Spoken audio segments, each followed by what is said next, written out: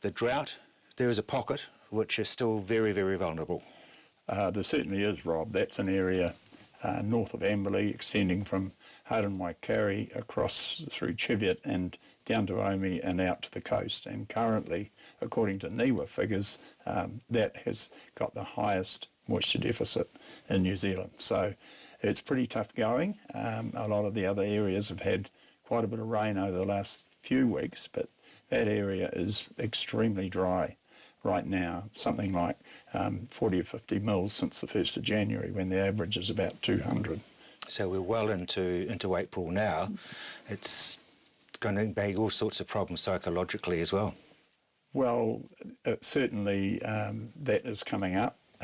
We've got a network of people in the area. We're hearing from them. We're also hearing from stock agents, vets, rural bankers, that some farmers are really struggling. When you're spending $5,000 a week to feed your stock, it is not very long before you have to make decisions about whether you can keep feeding or you start to reduce numbers, which means that you're getting into capital stock. And of course you're selling at the bottom of a market. Of course, and right now probably the thing that's saving that area is that there's quite a strong demand, particularly for calves, beef calves, from the North Island. So the prices that they're getting for them are probably nearly on a par with last year, but the beef market again has been pretty strong right through the season. Politically, I guess Nathan Guy has sort of forgotten about drought. Well, Rob, our trust is determined not to let him forget that, because Nathan Guy is making a visit to North Canterbury. I think that's on the 17th of April to a function at Tamania called the Heartland Forum, and he is one of a number of reasonably heavyweight speakers coming to that, and it was to include the Prime Minister. I'm not sure if he's still coming, but Peter Townsend and Dame Margaret Baisley and others are coming. But the important thing for the Minister is that he will actually be driving through some of the driest country in New Zealand right now, and will give him an indication of where they're at. And certainly our trust would be urging the Minister to at least maintain the drought declaration for at least the Huranui district, or maybe a slightly bigger area into the spring, because this is going to have quite a long-term effect on a lot of farmers. He should understand, because he's a farmer himself. Well, he should. I think he's might be a dairy farmer, I'm not sure, but I did see him at the field days recently, where he actually started a chainsaw and cut a log in half, so I was quite impressed with that. But he did have a chainsaw. He did, and he had the right gear. Exactly. Rural Trust, you are the ambulance at the bottom of the cliff.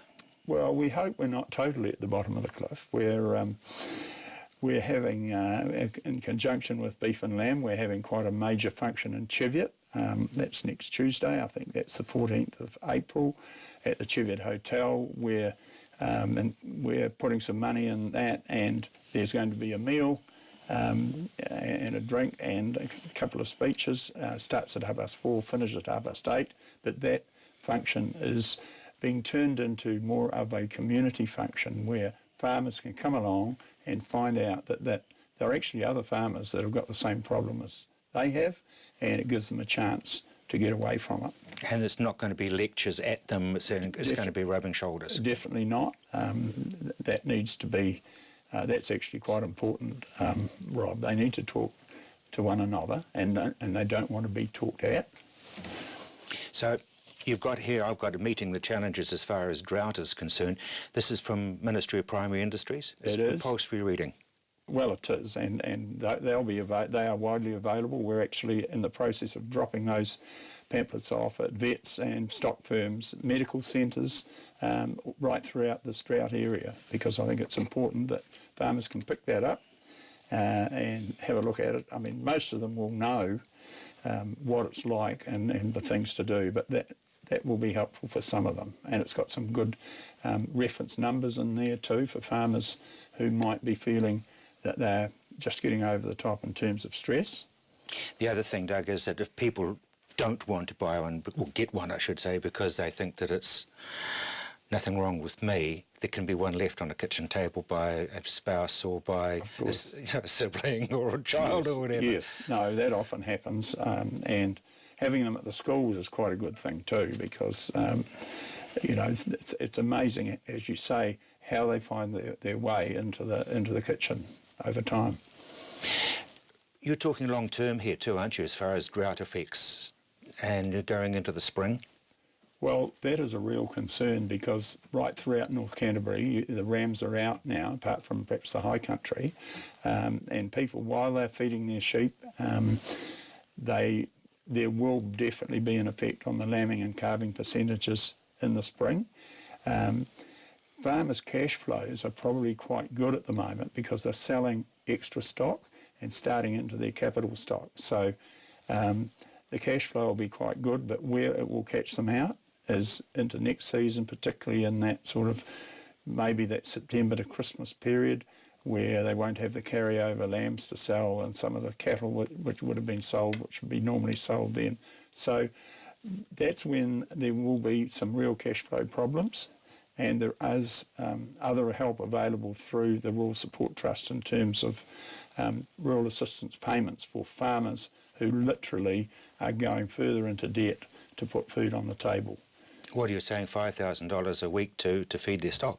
Well, that's right, and I mean that's probably an extreme case, but most farmers on the downland country in that area will be paying quite a bit to feed their stock, and there comes a time when it's a balancing act whether they keep feeding or start dropping numbers. So it's a difficult decision to make. Winter's just around the corner, everything stops growing.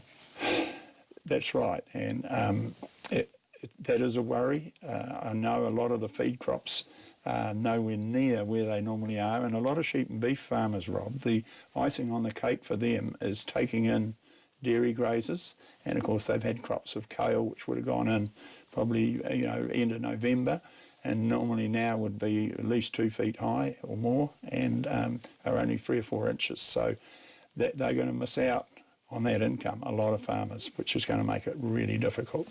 Psychologically, you guys are there 24/7. We are, and we're the other thing we're developing along those lines is having smaller meetings with up a road where a farmer can get 5 or 6 of his neighbours there, and we can have a little small function where they come together of an evening or late afternoon, and we might get an accountant along there, or a vet, or even the local doctor who comes in and talks to them about all sorts of stress-related issues, both to do with the stock and themselves. Because there's also things like you can talk to Inland Revenue through your chartered accountant and that sort of thing. Of course. Thank you very much indeed.